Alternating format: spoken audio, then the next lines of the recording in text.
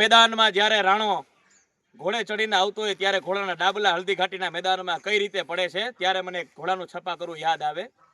ડાબલા માંડતા ધરા ધમકી સાબદી જાણી જમકી સાદી હી કોટે રંભરા જકોળ તાતો ચમકે વહાસે જાણે વીજળી ઝાલદા ચડી ભ્રમ વારા ભારે ઠાળા ગતિ વાળા મોર વાપસી હાકળા વાળા ટાકકાને સોરી વંદા કુરંગી આખડી વાળા મૂલરા કરોડ તાતો ભાલા વાળા લટા કેસ ફોડણા ઉલંદી બજે જટાળા જોંગદરા નહીં પટડા કી જોડ સાસરા ભાલરા જોને છાતીએ ઢાલરા સમા ચોળા ત્રિંગ બાજુ ઠળા કાળિયા સઢાળ તાતો સાકાબંધી તાહાડીના ઓબતા ડાબલા ચોળા ઠમંગતા ઘોડા નાળા તોળ સાંધે પાળ.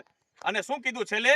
સૌરાષ્ટ્રનું ઘોડી હોય ને સાહેબ, સૌરાષ્ટ્રની ઘોડી એનું મોઢું બહુ મોકલી હાંકડી હોય, એ હથેળીમાં પાણી પી લે. એના માટે કવિ કહે છે કે અંજલિમાં પિતા પાણી મોકલી વખારિયા છે ઝાલરા ચોખડાના જ પૂછડા ધપાટ તાતો કેસવાળી ઢીચાણાના ઓવારના લીએ કાજુ થળકે ધમાસવાદા ડાબકી તપાટ તાતો થળકે ધમાસવાદા ડાબકી તપાટ.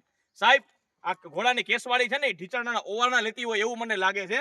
ત્યારે કવિ કહે છે કે અંજલિમાં પિતા પાણી મોકલી વખાણિયા જ ઝાલરા ચોખડાના જ પૂછડા ધપાટ તાતો કેસવાળી ઢીચાણાના ઓવારના લીએ કાજુ થળકે ધમાસવાદા ડાબકી તપાટ તાતો થળકે ધમાસવાદા ડાબકી તપાટ.